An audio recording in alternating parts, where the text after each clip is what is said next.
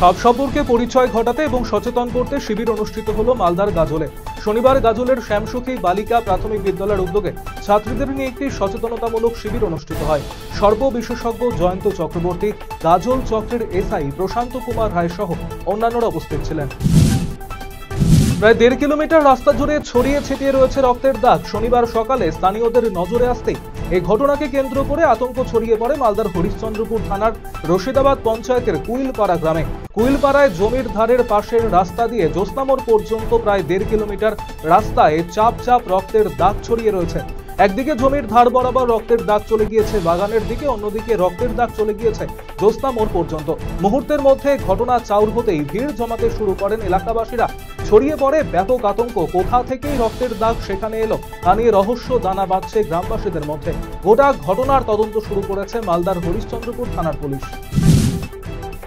কর্তব্যরত এক সিভিক ভলেন্টিয়ারকে মারধর এবং সরকারি কাজে বাধা দেওয়ার অভিযোগে অভিযুক্ত যুবককে গ্রেপ্তার করে রায়গঞ্জ জেলা আদালতে পেশ করল হেমতাবাদ থানার পুলিশ। পুলিশ জানিয়েছে, ধৃত যুবকের নাম আকবর আলী, তার বয়স 28 বছর। তার বাড়ি রায়গঞ্জের বড় বড়ুয়া এলাকায়। শুক্রবার রাতে ইটাহার থেকে ওই যুবককে গ্রেপ্তার করে শনিবার দুপুরে ধৃতকে রায়গঞ্জ জেলা আদালতে পেশ করা হয়েছে। জানা গিয়েছে, চলতি মাসের 1 তারিখ হেমতাবাদ ব্লকের গুলগুলি মোড় এলাকায় সন্ধ্যায় কর্তব্যরত এক সিভিক ভলেন্টিয়ারকে মারধর করে অভিযুক্ত।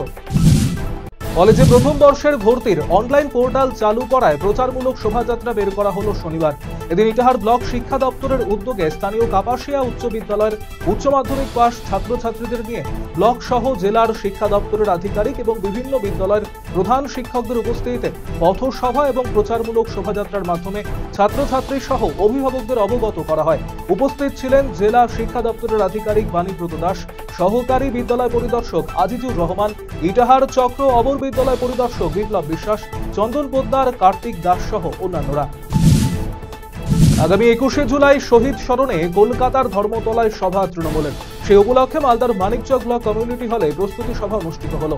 মালদা জেলা তৃণমূল কংগ্রেসের যুব সভাপতি বিশ্বজিৎ মণ্ডল, মানিকচক ব্লক তৃণমূল কংগ্রেসের সভাপতি ডক্টর মাহবুবুর রহমান, মানিকচক ব্লক যুব তৃণমূল কংগ্রেসের সভাপতি শাহিদুল হক, জেলা পরিষদের সদস্য জয়শ্রী মণ্ডল, মানিকচক পঞ্চায়েত সমিতির সভাপতি পিঙ্কি মণ্ডল সহ অন্যান্যরা এদিনের এই কর্মসূচিতে উপস্থিত ছিলেন।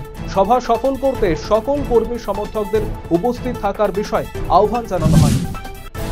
কলেজে প্রথম বর্ষের ভর্তির অনলাইন পোর্টাল চালু করায় প্রচারমূলক শোভাযাত্রা বের করা হলো শনিবার। এদিন ইটাহার ব্লক শিক্ষা দপ্তরের উদ্যোগে স্থানীয় কাপাসিয়া উচ্চ বিদ্যালয়ের উচ্চ মাধ্যমিক পাস ছাত্রছাত্রীদের নিয়ে ব্লক সহ জেলা শিক্ষা দপ্তরের আধিকারিক ও বিভিন্ন বিদ্যালয়ের প্রধান শিক্ষকদের উপস্থিতিতে পথসভা ও প্রচারমূলক শোভাযাত্রার মাধ্যমে ছাত্রছাত্রী সহ অভিভাবকদের অবগত করা হয়। আগামী 21শে জুলাই শহীদ স্মরণে কলকাতা ধর্মতলায় সভা তৃণমূলের। সেই উপলক্ষে মালদার মানিকচক ব্লক কমিউনিটি হলে প্রস্তুতি সভা অনুষ্ঠিত হলো। সভা সফল করতে সকল কর্মী সমর্থকদের উপস্থিত থাকার বিষয়ে আহ্বান জানানো হয়। শনিবার দুপুরে বালুরঘাট শহরে ফের যৌথভাবে হকার উচ্ছেদ অভিযান চালালো পুলিশ ও বালুরঘাট পুরসভা। এর পাশাপাশি বালুরঘাট শহরে হকার জোন তৈরি করতে থানা মোড় ও গার্লস স্কুল চত্বর পরিদর্শন করেন জেলা শাসক বিদিন কৃষ্ণা ও পুলিশ সুপার চিন্ময় মিত্তাল। পাশাপাশি পরিদর্শনে উপস্থিত ছিলেন বালুরঘাট পুরসভার পুরপ্রধান অশোক কুমার মিত্র, আইসি শান্তিনাথ পাঁজা সহ অন্যান্য পুলিশ কর্মী ও প্রশাসনিক আধিকারিকরা।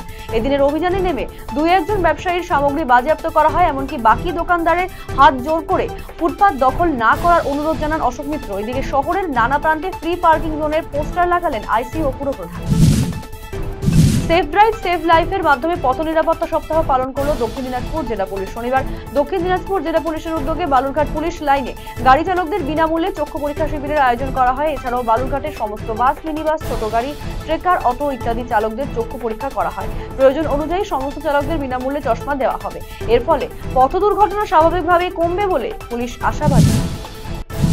রায়গঞ্জ বিধানসভা উপনির্বাচনে বড় ব্যবধানে জয়ী হয়েছেন তৃণমূল কংগ্রেস প্রার্থী কৃষ্ণ কল্যাণ। এই উপলক্ষে রায়গঞ্জ জুড়ে উঠছে সবুজ আবির, উন্মাদনায় ভাসছেন দলীয় নেতা কর্মীরা। এদিন জয় উপলক্ষে সেলিব্রেশনের ছবি দেখা গেল রায়গঞ্জ পৌরসভার 22 নম্বর ওয়ার্ডে। সেখানে বিজয় মিছিল করা হয় তৃণমূলের তরফে, খেলা হয় আবির। উপস্থিত ছিলেন ওয়ার্ড কোঅর্ডিনেটর তপন দাস সহ অন্যান্যরা।